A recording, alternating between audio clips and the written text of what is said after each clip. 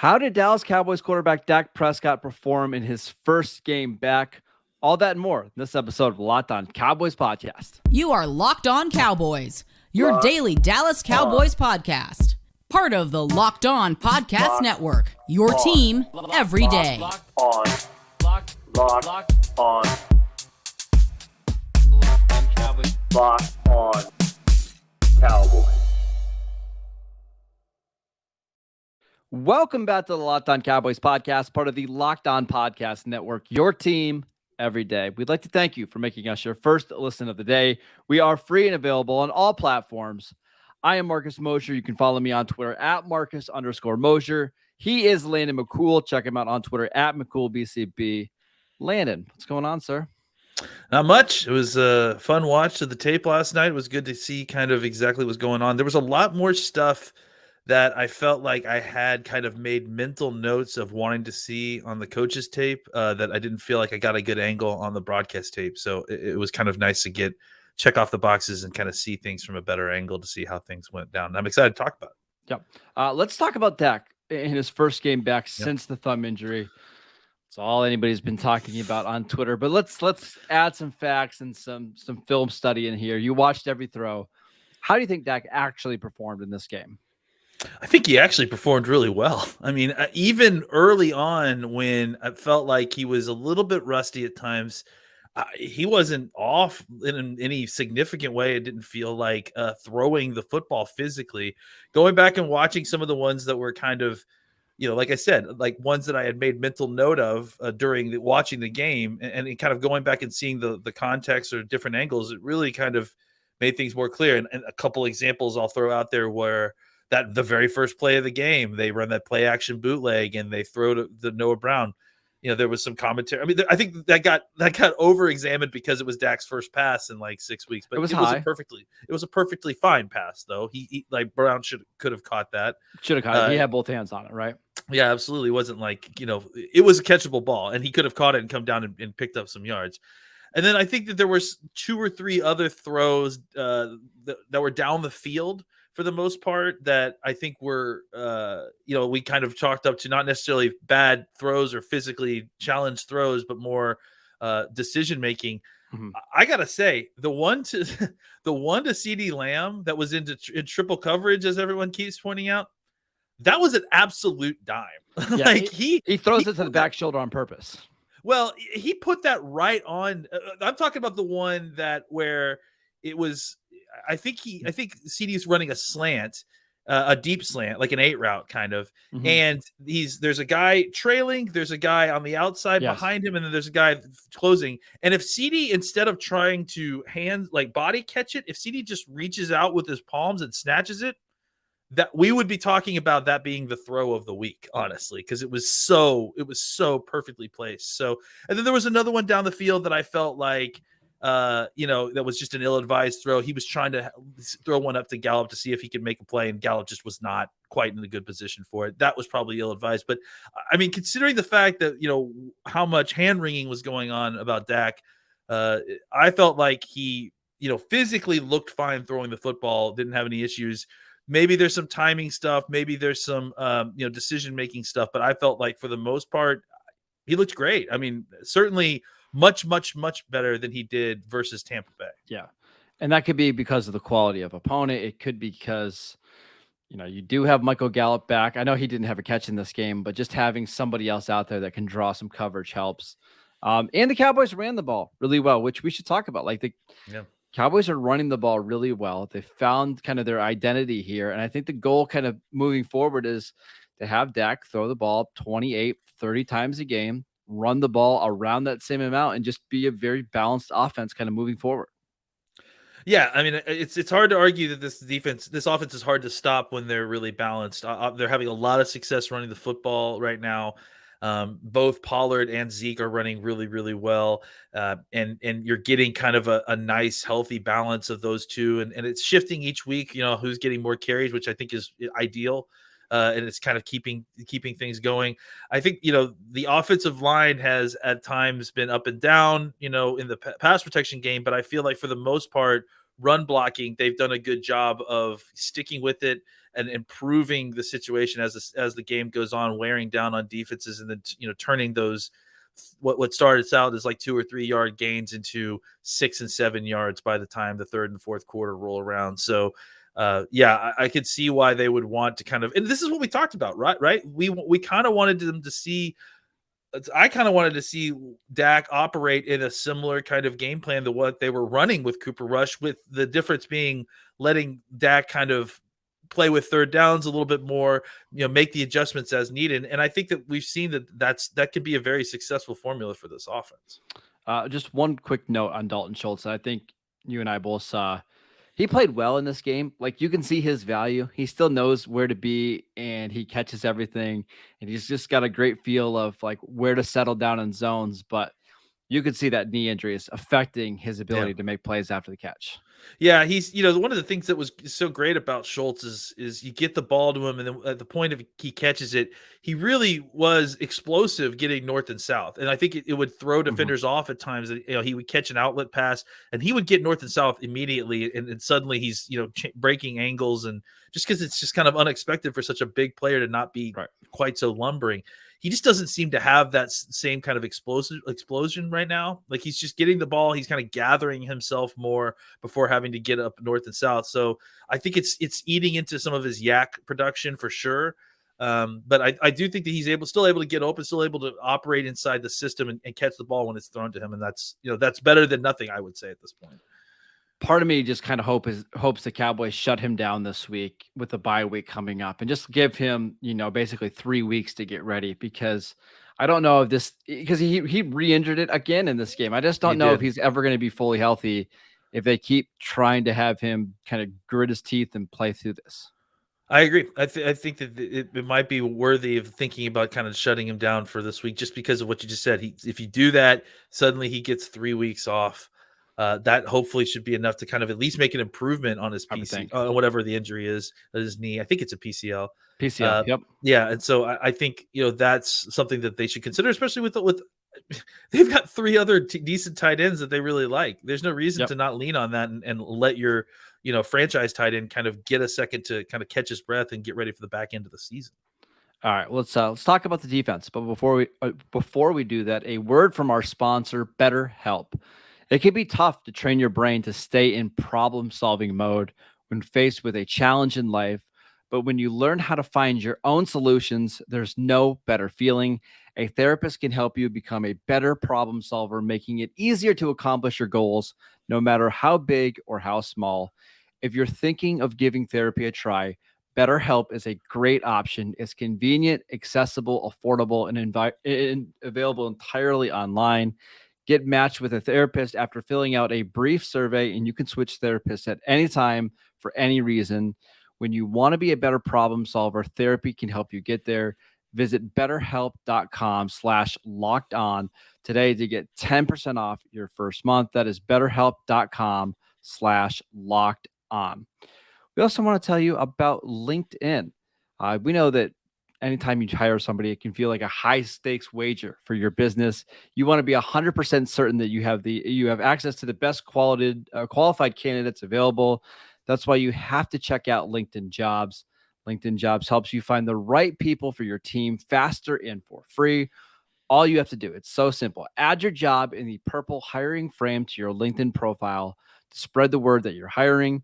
Simple tools like screening questions make it easy to focus on the candidates with just the right skills and experience, so you can quickly prioritize who you'd like to interview and hire. It's why small businesses rate LinkedIn Jobs #1 in delivering quality hires versus leading competitors.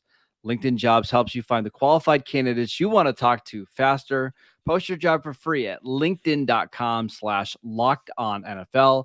That is linkedin.com/lockedonnfl to post your job for free. Terms and conditions apply. Landon, yes. I just want to do one or two more offense things before we move to defense. Real quick, I thought it was really interesting the kind of wrinkles that they were doing at the goal line, using the jet motion, using Pollard as a kind of a jet motion guy.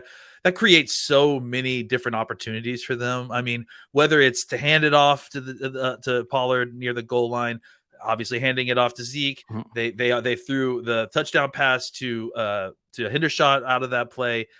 I really like the kind of multiple possibilities that you set up by using that. And I just wanted to also point out, I think that just an increase use of motion. I don't have the numbers in front of me, but it seemed like there was an increased use in motion and play actions, specifically in this game.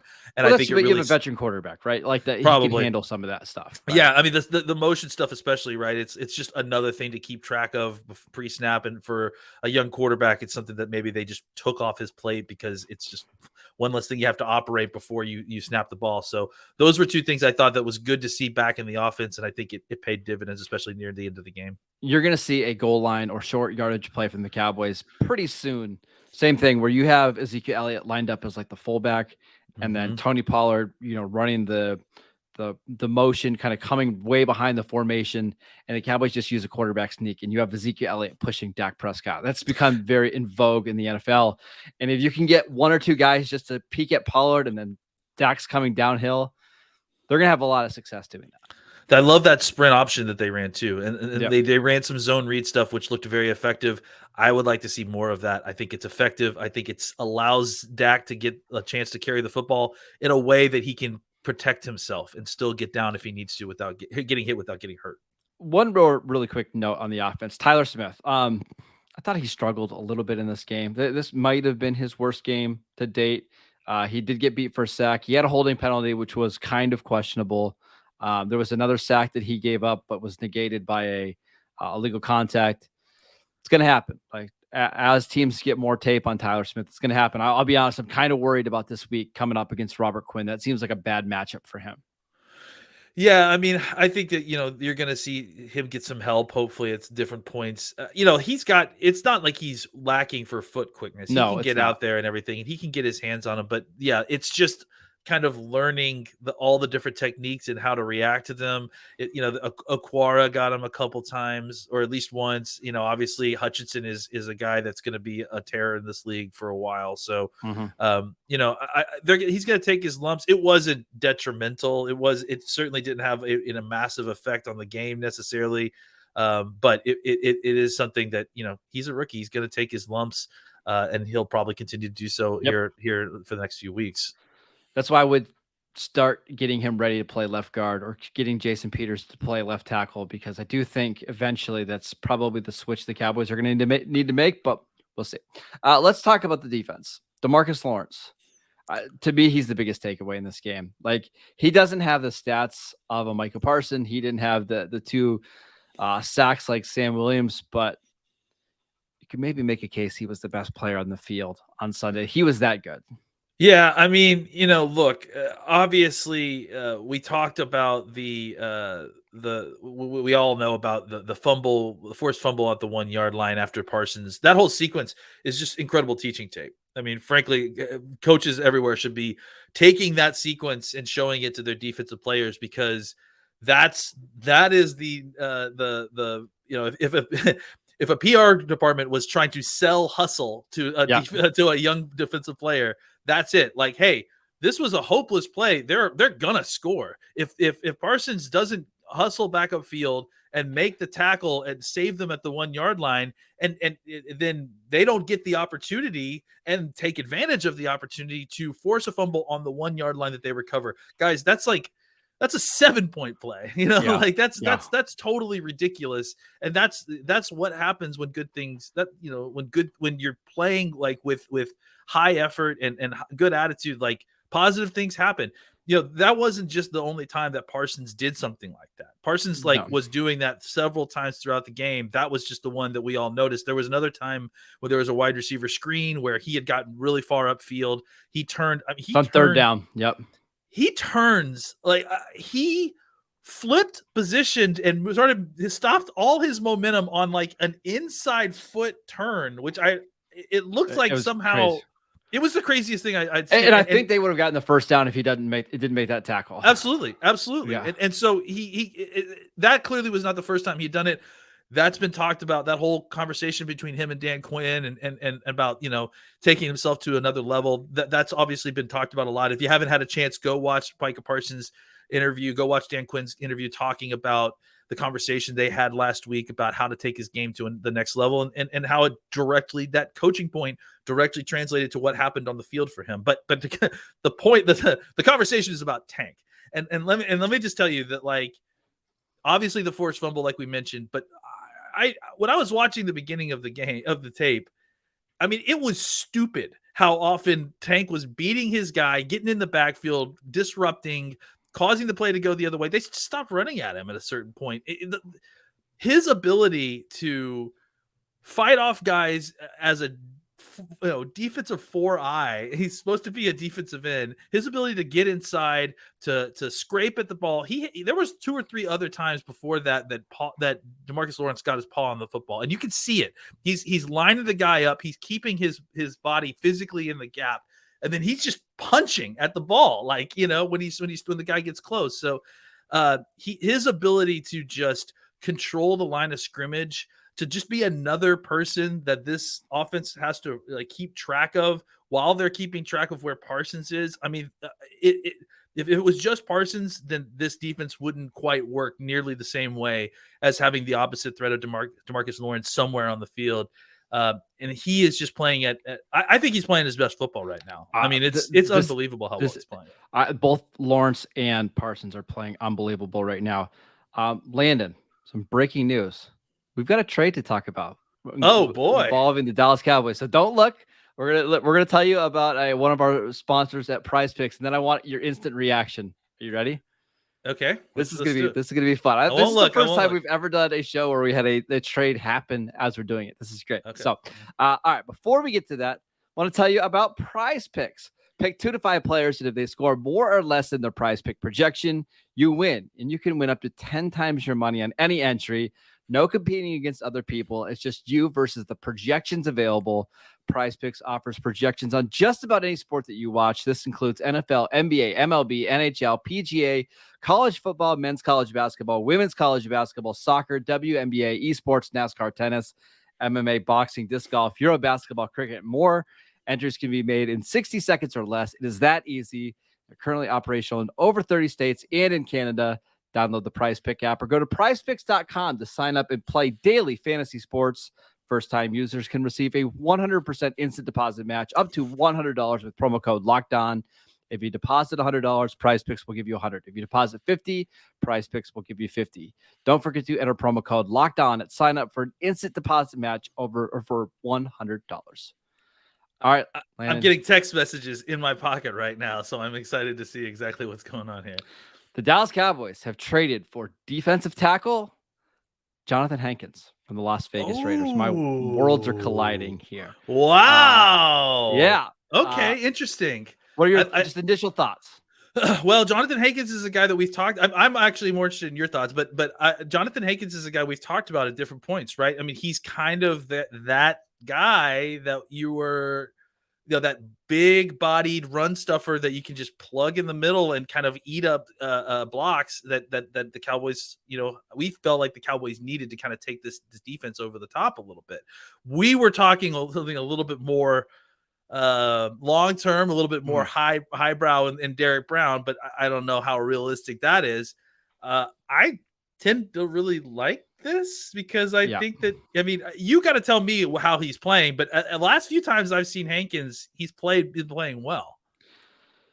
He hasn't played a ton for the Raiders this year because they've changed coaching staffs, and I just don't think this new coaching staff values him all that much. Plus, the Raiders drafted 2 defensive tackles in the 4th round, Neil Farrell from LSU and Matthew Butler from Tennessee, and they invested a big chunk of their salary into Andrew Billings, Bilal Nichols. Like, they've just kind of rotated these guys in and out. I still like him though. Like, if you just want somebody that can stop the run, he's not as good as he was in like 2018, 2019 or anything like that, but he's still a really smart run defender.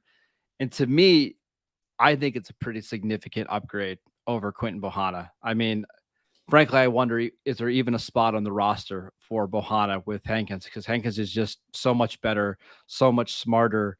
I like it. I think he's on a veteran minimum salary. I think the Cowboys are on the hook for like $600,000 this year, so nothing. And I'm assuming they gave up nothing more than late day 3 pick. I love it. Like this is the type of small move that I think they needed to make. Yeah, and I think defensive tackle is not a position that you have to spend a ton at in order to kind of get, especially if you're looking for an impact defensive player, run defensive player. It's not a position that you have to spend a ton of resources at to get a decent player. So I'm certainly excited to see what the compensation was and how he fits. 2023 6th-round pick. That's brilliant. Nothing. Yeah. I mean, literally nothing. I mean, basically that'll be compensated by a comp pick at some point. Which so most of the time, those 6th-round picks have a hard time making the roster when the Cowboys have such big UDFA classes. So I love it. I think it's an upgrade over Bohanna. I think you can do some really fun stuff with him. I do think 25 to 30 snaps a game is probably all that you want out of him. That's all that you need. And that's all that you really need. I think this is a small move, but an important one for them. Yeah, absolutely. Look, they're going to face teams now that are going to want to run the football on them. Teams are scared to throw the football. And if you don't, you need to find ways to put more teams into 3rd and long positions. And by doing that, in order to do that, you have to stop the run. You have to make stops on 1st and 2nd down. This, at the very least, will kind of stop some of the pushback in the middle of this defense. Basically what you've seen for these defensive tackles is if they're not getting penetration, then it's hard for them to kind of make plays inside on the defensive line, and it's hard to keep offensive linemen off their 2nd level defenders. So Hankins should be able to help there at least early on 1st and 2nd downs. And hopefully get you into more 3rd and long situations, which is where you really want to tee off. Not a pass rusher at all. If you're not familiar, he has 1 pressure this year. The good thing about the Cowboys is they don't need that, right? Like they're just going to take him off the field when they get to 3rd and long, and that's what the Raiders are doing as well. But if he can help you get to 2nd and 8 and 3rd and 6, he's done his job. So I really, really like this trade for the Cowboys. It cost them nothing in terms of cap and really draft pick. Well done. Any more thoughts on the defense before we head out? Yeah, I mean, real quick, I thought that Sam Williams obviously played fantastic. I mean, his first sack was like extremely high quality. You saw him use a swim move, and he dipped his shoulders, and he got his toes parallel to the line of scrimmage, like at the 4th step, able to turn the corner and make just a high quality sack. And then obviously he just took the ball away like Debo from Friday from Jared Goff on that last play and just stole it out of his hands, which I thought was incredibly impressive. I just want to point out like just 2 negative things real quick. Not negative things, but just kind of things to watch. It does feel like that Anthony Anthony Barr. I was getting my ABs mixed up. That Anthony Barr is kind of on a similar roller coaster trajectory as Donovan Wilson. It just feels like I see a good play, a bad play, a good play, a bad play. Donovan Wilson is more like 2 good plays and then a bad play. But Barr, it seems like at times, he got hooked inside on that 20-yard run on 3rd down that converted. It just felt like there were too many times when I was seeing him, in coverage getting beat by tight ends. And then another guy, just real quick, I got to mention, just because we're rushing through this real quick, and there's so much positive. Yeah, thanks, Cowboys. Yeah, is Jaron Kearse. It doesn't feel like we're still getting the fully healthy Jaron Kearse. He's one of the few players on defense I think has looked a lot worse than. I'm wondering if it isn't like he's not completely healthy yet, because it just seems like he's not moving as well. He's getting grabby in coverage. He's not able to get around blocks the way he used to. So his 2nd level stuff isn't as great. There's just times when he's making weird breaks in the ball and stuff. It feels like he needs to get things cleaned up a little bit. I think that's mostly all the big. Real quick, last thing, real quick. Anthony Brown. I think that he got a lot of slack for what we saw on the broadcast tape. There were a couple of those things that I kind of thought were Anthony Brown issues while watching the game tape that didn't look that way when you watch the film. Certain things, and they really had him playing a lot of off coverage. I still don't understand necessarily why, but I think it really made things a little bit more difficult for him, especially when they were trying to run like silo coverages when he's playing cover 3 and he's playing the deep man and they're trying to throw underneath into his zone. Yep, it felt like I he agree. didn't get enough help from the linebackers in that situation. He was being forced to come down by himself to make solo tackles in space, which is tough. So don't disagree. A little update on the Johnathan Hankins trade. The Cowboys will also get back a 2024 7th round pick. So basically a pick swap. okay, yeah, that's perfect. Yeah, so there you go. I know we had to be a little bit quick there with some of our defensive notes because of this trade, but it's exciting. I wasn't sure if the Cowboys were going to make a move. That was one of the spots that we've been talking about for a while. Hey, if the Cowboys do want to make a small upgrade, I think you could get a better run-stopping defensive tackle. This helps. I don't think you'll see Hankins this week against the Bears. My guess is he's also been dealing with a little bit of an injury. Wouldn't be surprised if they just try to get him in the building this week, have him practice, and then get him ready for the Packers game after the bye week. Like it, though. It's fun. I do too. All right. That is it for today's show. Thank you for making Locked On Cowboys your first listen. For your next listen, check out the Locked On Sports Today podcast, the biggest stories of the day, plus instant reaction, big game recaps, and the take of the day, available on the Odyssey app, YouTube, or wherever you get your podcasts. All the same places that you download the Locked On Cowboys podcast. Check us out on YouTube. You can please like, subscribe, rate us over there. Follow Landon on Twitter at McCoolBCB. I am at Marcus _Mosher. And we'll see you guys next time.